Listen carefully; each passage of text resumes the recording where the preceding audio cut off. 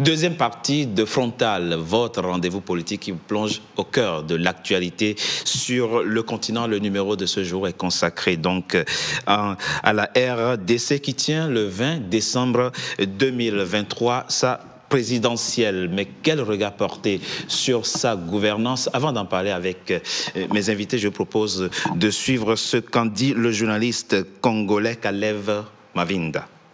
Mais il s'est battu.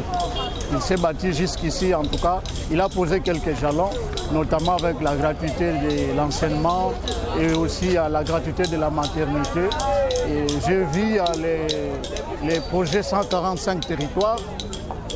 Le président a commencé ce projet-là. C'est un projet qui, s'il y a un très bon encadrement, le projet avec le territoire, les 145 territoires, ça, c'est un projet qui peut développer le pays. Mais bon, le problème est au niveau de l'encadrement.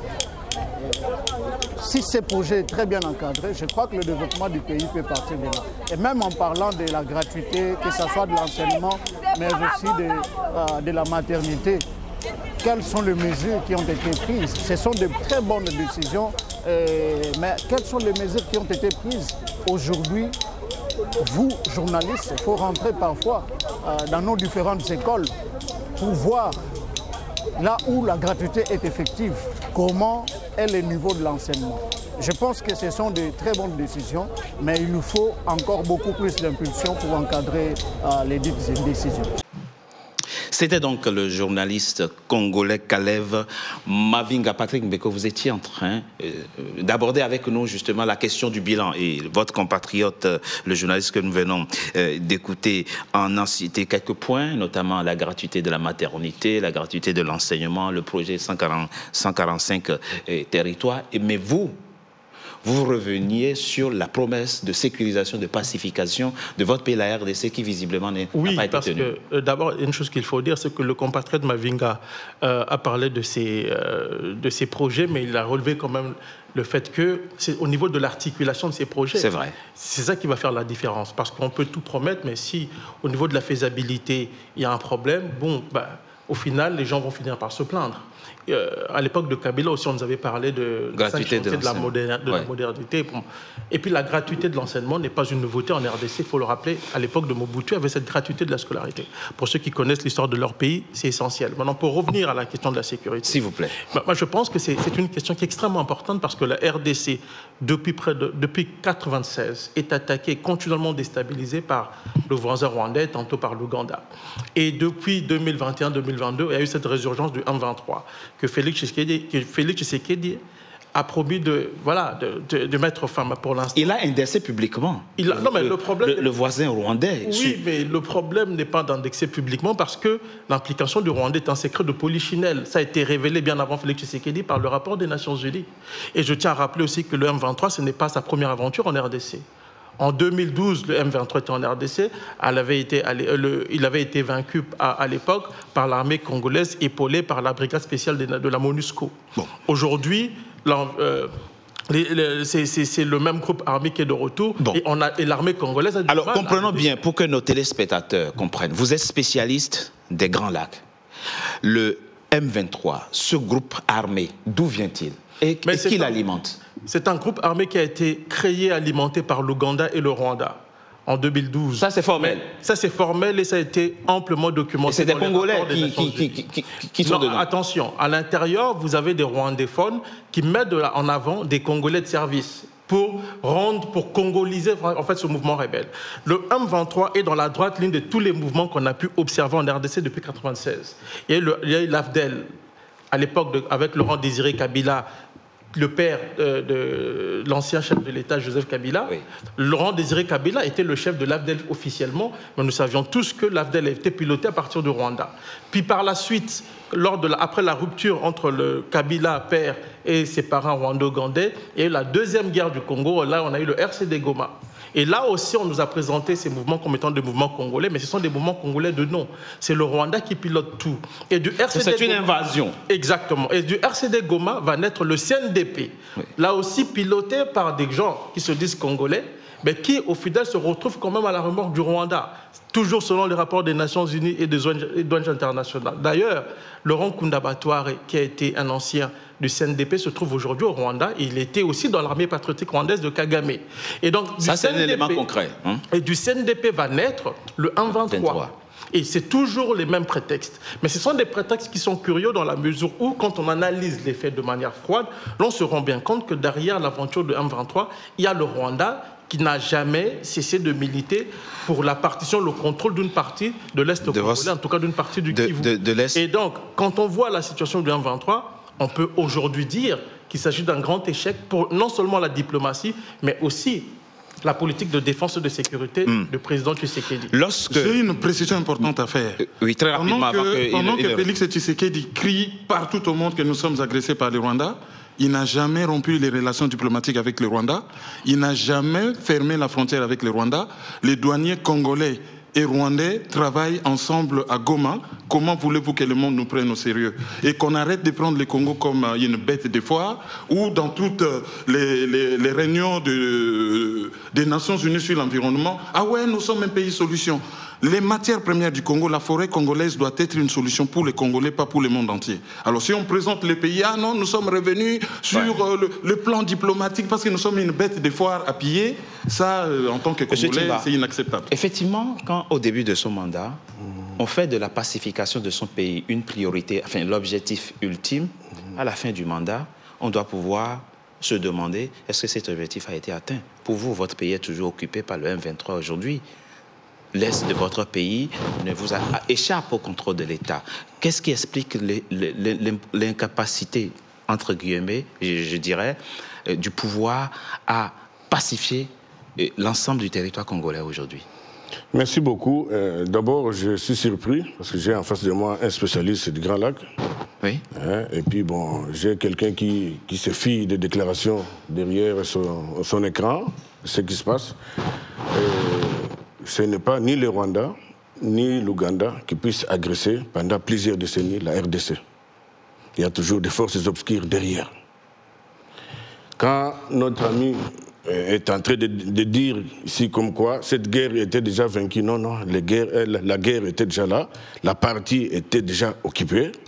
Oui, sauf que, oui, c'était occupé. Ce n'est pas parce que le président Félix ou les autres, parce que la guerre ne date pas de oui, mais d'accord, on est d'accord. Mais la question, c'est que quand le président lui-même évalue la situation et dit moi, je vais pacifier mon pays, qu'est-ce qui explique que 4 ans après, il a pas fait? Merci beaucoup. D'abord, je vais peut-être étonner nos amis. Je vais les étonner pour dire que le projet du président Félix, son projet de société, vaincre la pauvreté, était étalé sur des mandats. Oui, on va revenir dans la troisième. On évoquera la question de la pauvreté. Non, le mandat est de 5 ans. Maintenant, il faudra que le monde ou les Congolais se posent la question pourquoi le président veille cette intuition de l'étendre sur des mandats. Ça, c'est d'abord un. Sécurité. Avant de vous répondre, le chef de l'État est arrivé au pouvoir. De la manière où notre ami a semblé dire ici que non, il était nommé. Mais quand vous êtes nommé, et que vous détenez des PV, donc je vais demander aux Congolais ou à ceux qui nous suivent de déduire. Le chef de l'État est arrivé, il n'avait pas de majorité parlementaire. C'est vrai. Il était obligé de coaliser. Absolument. En coalisant, il y avait toujours des forces négatives qui ne voulaient pas rentrer dans sa vision. Le PPRD était effectivement ça, c'est clair. Majorité. Et en même temps, il y a eu la pandémie Covid-19, dont la RDC a été impactée comme la plupart des pays. Des pays du monde, absolument. À part la pandémie 19, il y a la guerre à l'Est qui est là, il y a la guerre de l'Ukraine, parce que l'économie du pays, c'est une économie introvertie qui dépend des importations dans la plupart. Donc, si nos amis ne peuvent pas comprendre que ça fait moins de 3 ans que le chef de l'État est en train de se battre. Et en même temps, pour terminer une guerre, d'abord, j'ai parlé ici comme quoi le président avait trouvé un pays à l'agonie où il n'y avait même pas de militaires. Aujourd'hui, si vous permettez, chers compatriotes, s'il vous plaît, je termine. Aujourd'hui, les chefs de l'État... Il n'y avait pas de militaires non, en 2018. Il n'y avait pas de militaires aguerris pour aller faire la guerre au Rwanda. Il raconte des contes de... Excusez, si vous permettez... Tout à fait, j'en arrive. C'est un problème de quoi? C'est quand vous arrivez... Vous ne trouvez pas que... Donc, un bilan, ça veut dire que vous devez donc, vous appuyez sur ce qui est là avant votre... Vous devez constater ce qui a été fait. Oui. Donc, aujourd'hui, le chef de l'État a formé plus de 30 000 jeunes. Mais je dois rappeler parce que votre question était précise. Oui, alors, la question était sur la question de défense. Oui. Mon frère et compatriote a parlé d'abord des forces obscures. Je peux vous dire que je peux vous expliquer qu'en 1996, il y avait véritablement des grandes puissances derrière le Rwanda. En 98, j'arrive, je vous explique. Merci. Je vous donne la matière. En 98, lorsque la guerre a repris, il y avait les États-Unis. Non, mais quand vous avez intervenu, vous n'avez pas fait allusion à la matière que vous voulez maintenant distiller. Ça veut dire que vous êtes référé à une matière que vous ne saviez pas. Prenez le temps de m'écouter. En tant que spécialiste. Non, prenez le temps de m'écouter. Je vous donne on va le laisser finir. Vous m'avez arraché la parole. Mais on reviendra sur... Oui, vous m'avez arraché la parole. Il dit des choses qui sont... Non, mais j'arrive. J'arrive sur un point important. C'est que... Parce qu'il faut corriger certaines choses. En 96, c'est vrai qu'il y avait des puissances derrière le Rwanda. En 98 aussi... Il demande s'il n'y en a plus aujourd'hui. Oui, j'arrive. Parce que l'histoire évolue. L'histoire n'est pas statique. À partir de 2003, il y a eu la signature des accords de paix. Le Rwanda a toujours été soutenu, on le sait.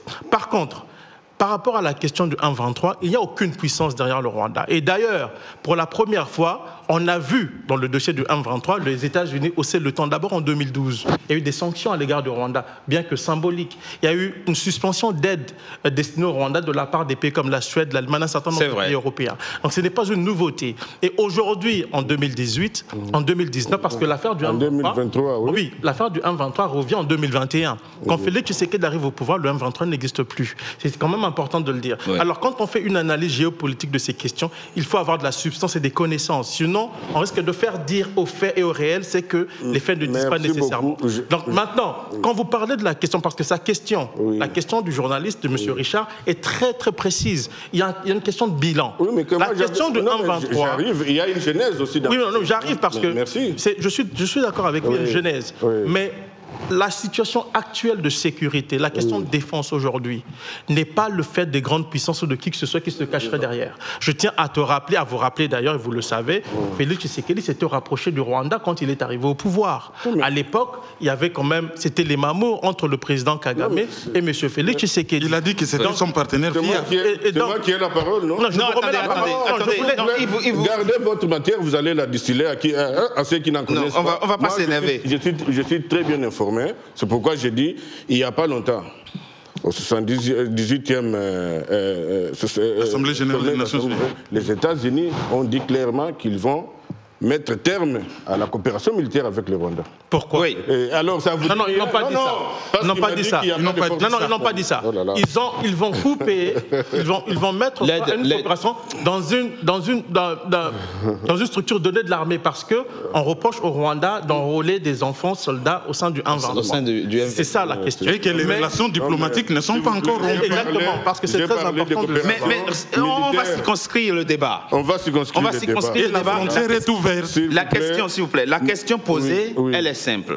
C'est comment se fait-il qu'on n'a pas réussi à pacifier, que le président n'ait pas réussi à pacifier son pays comme il a promis. C'est ça la question. Mais vous avez déjà... Je vais répondre à la question. Non. Je vais continuer à répondre à la question. Parce que... Non, s'il vous plaît, parce que lui m'avait arraché la parole. Allez-y. Quand le président Félix est arrivé, un bon père de famille, il a compris que nous avons... nous vivons naturellement avec nos 9 pays voisins. Oui. Et pour mieux vivre pacifiquement, nous devons privilégier les relations économiques pour que les deux populations se retrouvent.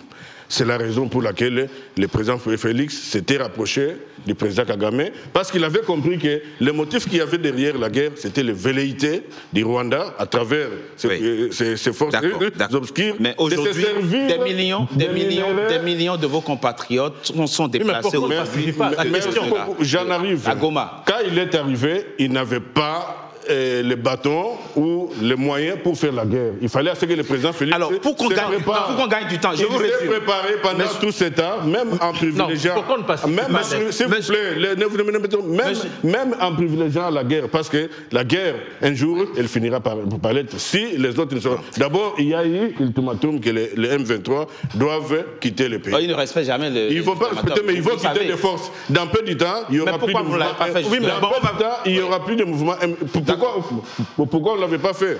Je vous dis, tout en préservant la relation économique, le président était en train de se préparer pour faire face à cela. Et au nom des relations économiques, on n'a plus d'avions pour voyager au Congo. Les éléments de réponse de M. Timba sont clairs. Lorsque, en 2018, le président Félix Tshisekedi prenait le pouvoir, dit-il, il n'y avait pas une armée capable de pacifier la RDC. Et puis, il y a eu le Covid, qui fait qu'effectivement, il y a eu une parenthèse d'un an, de plus d'un an. Quand je parle d'armée capable, parce qu'il y avait trop d'infiltration au sein de notre armée. D'accord. Et puis la guerre d'Ukraine, qui visiblement a impacté négativement les exportations de votre pays. Ça, c'est ça la réponse, c'est pas moi. Oui. Vous répondez quoi à ça? Et l'Ukraine empêche le président Félix Tshisekedi de rompre les relations diplomatiques avec les Rwandais. Alors, ce que vous dites, expliquez-nous pourquoi il est important pour vous que votre pays, la RDC, rompe toutes les relations diplomatiques. Parce qu'en droit international, lorsque vous êtes agressé, vous rompez les relations internationales. S'il ne le fait pas parce qu'il est complice du Rwanda. C'est peut-être pas mieux de maintenir un canal de dialogue avec le voisin. Il y en a plusieurs canaux de dialogue, ce n'est pas l'ambassade. Notre ami oublie que l'ambassadeur du Rwanda Congo a été expulsé. Et les chargés d'affaires jouent office d'ambassadeur. Si vous permettez, parce qu'il y a la question de la pacification. La raison pour laquelle nous avons du mal, Félix Tshisekedi a du mal à pacifier, parce qu'il y a deux niveaux d'analyse qu'il faut avoir dans cette affaire. Quand Félix arrive, le M23 n'existe pas. Par contre, nous avons des groupes armés. Existait. Non, si vous permettez. C'est pas grave. Le M23 a toujours existé. Bon, le M23 les noms ont changé. Il a fait l'historique. Je parle du M23 dans sa dimension militaire actuelle. Oui. Il était vaincu. Et ils étaient éparpillés entre l'Ouganda et le Rwanda. Et j'en sais quelque chose, pour avoir discuté avec certains officiers de ce truc-là.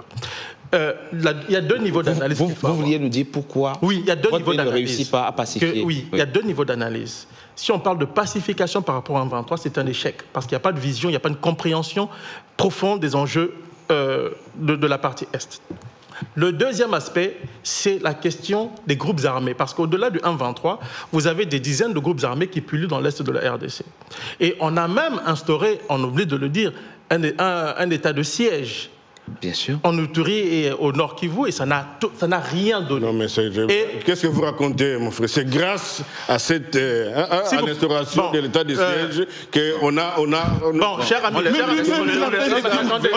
les multiples arrestations aujourd'hui. Mais Tshisekedi a fait le bilan de l'état de siège qui est un échec. Lui-même, le président Tshisekedi. C'est ça, oui. Et pourtant, l'état de siège existe aujourd'hui. Bon, cher ami, c'était un échec. Il les a réussis et il a fait le bilan, c'est un échec. L'état de siège continue, c'est que... Très rapidement. Je continue. Si vous permettez. On le laisse finir très rapidement. On a l'état de siège qui n'a rien donné. Il y a un rapport important. Bon, il n'est pas de votre avis. Il y a un rapport de la Commission de la défense du Parlement qui existe. C'est un rapport de l'année passée. Il faut aller le lire ou le consulter. C'est très important de parler de choses dont on a minimalement la maîtrise. La deuxième chose avec le M23, c'est qu'il n'y a pas de lisibilité dans la stratégie de la RDC. Au moment où on se parle. Mais qu'est-ce qui explique cette difficulté? La chose qui explique ça, d'abord, la première, c'est qu'il y avait une absence totale de compréhension de l'enjeu. Le Rwanda a souvent utilisé l'argumentaire des FDLR pour attaquer la RDC, au prétexte que ces gens, les génocidaires Hutus, qui menaceraient la sécurité du Rwanda. La RDC a repris cet élément de langage-là pendant tout le moment de grand amour entre le président Kagame et M. Félix Tshisekedi. Nous avons repris les éléments du langage du Rwanda que le Rwanda sert aujourd'hui contre la RDC. Contre les intérêts de la RDC. Les vrais enjeux, c'est quoi? Les enjeux ont toujours été économiques. Et au-delà de l'enjeu économique, il y a l'enjeu démographique. Alors, et aussi l'enjeu... Parce que le Rwanda veut... C'est que le Rwanda crée volontairement l'insécurité dans l'est de votre pays... Pour assurer le contrôle pour pouvoir contrôler les matières premières... Et aussi servir de déversoir... De populations rwandaises. Certaines populations. Et ça a été documenté de 2012. Parce que derrière, il y a une politique de peuplement. J'arrive, parce qu'en 2012, quand le 1-23 apparaît dans le décor, il y a des experts des Nations Unies qui débarquent en RDC et qui produisent un rapport, le rapport de 2012. Et en décembre 2012, Steve Edge, qui était le chef du groupe d'experts des Nations Unies, se retrouve devant la sous-commission des affaires étrangères sur l'Afrique du Congrès américain. Et là-bas, il explique très clairement que si vous voulez comprendre la stratégie du Rwanda à travers le 1-23, il faut garder à l'esprit que le Rwanda voudrait ériger à l'est du Congo un État autonome. Ça, c'est devant le Congrès américain. Et qu'est-ce que Kagame... Un État autonome, à l'est du Congo. Exactement. Mais qu'est-ce que Kagame dit il y a quelques mois, en juin 2023, en présence, lors de sa visite au Bénin, avec le président Talon? Il dit très clairement que le 1-23 est intervenu en RDC parce que, par le passé, il y aura un problème de frontière entre la RDC et le Rwanda, que la RDC aurait pris certaines parties du Rwanda. Ce qui est faux sur le plan historique. C'est le Rwanda qui doit des territoires au Congo. Maintenant, le problème qui se pose, c'est que dans la lecture des événements, au niveau des autorités de Kinshasa, on n'a jamais compris ces enjeux-là. On a joué le jeu du Rwanda pendant longtemps, parce que je dois rappeler ici, et mon frère le sait, attendez, en 2020, les experts des Nations Unies sortent un rapport sur la situation en RDC.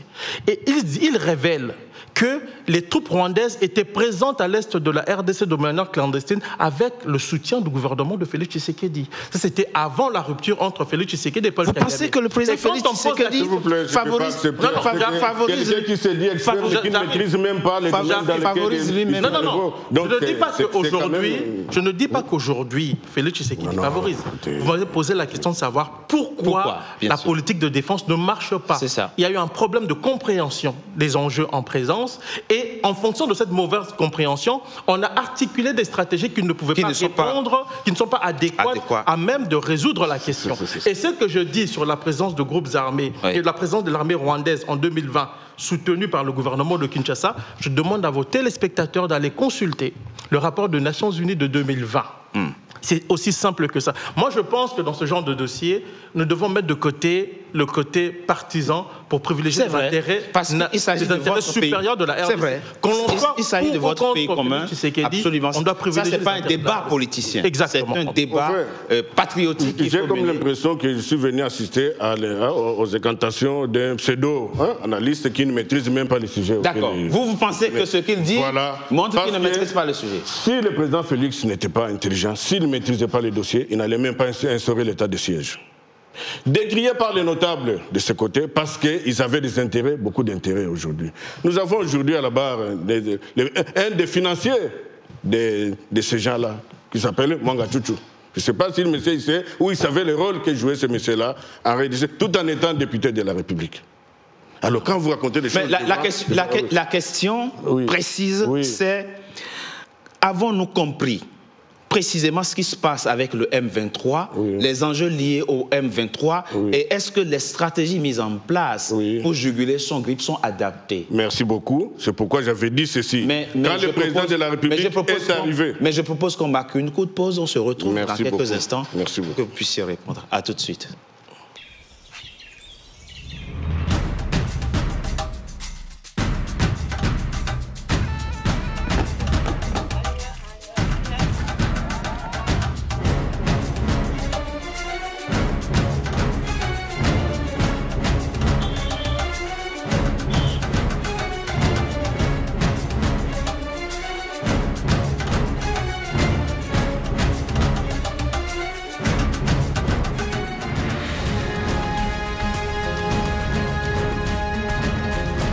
NCA, la nouvelle chaîne africaine.